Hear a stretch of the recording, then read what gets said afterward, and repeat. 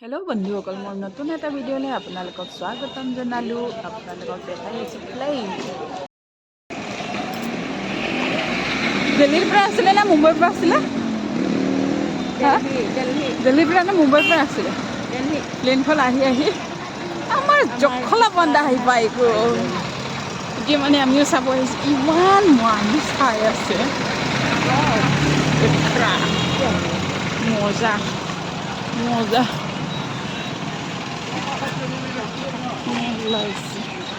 এইটো প্লেনত কিমানখিনি মানুহ যাব পাৰিব বাৰু? হা,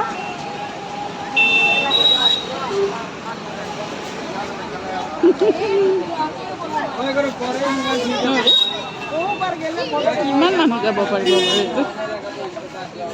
ইয়াৰ পাখিকেইটা খুলি থৈ দিছোঁ ন, বেছি মানুহতো যাব নোৱাৰি নিচিনা লাগে।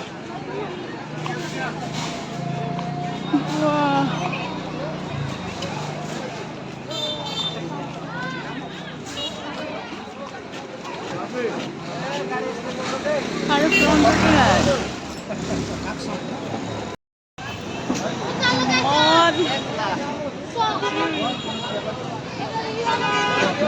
ভিডিঅ'টো বনাই থৈছিলোঁ মই 8 তাৰিখে, বাট মোৰ এডিট কৰিব সময় নোহোৱাৰ কাৰণে আজিহে কৰি আছোঁ।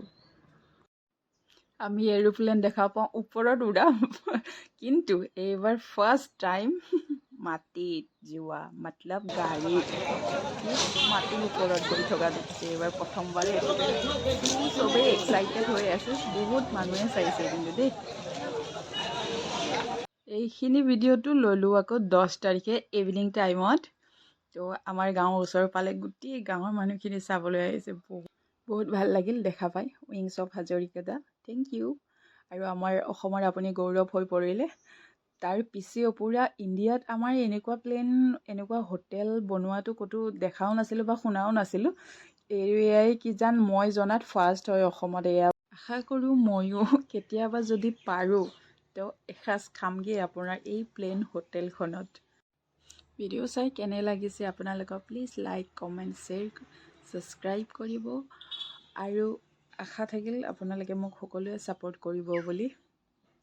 মোৰ এই থাৰখন কিন্তু বিৰাট, থাৰ এখন আছিলে যে আগফালে, মই সেইটো অকণমান পাহৰি গ'লোঁ। মোৰ পচন্দ লাগি আছিলে, কিন্তু ব্লেক থাৰ এখন আছিলে। গোটেইকেইটা থাৰেই গৈ আছে, কিন্তু সেইটোলৈ মোৰ ভগৱান, এৰোপ্লেন চোৱা মানুহ চাওক, গাঁও ভাঙি আহিছে এৰোপ্লেন চাবলৈ। গোটেই গাঁও ভাঙি আহিছে, ইমান মানুহ এৰোপ্লেন চোৱা মানুহ।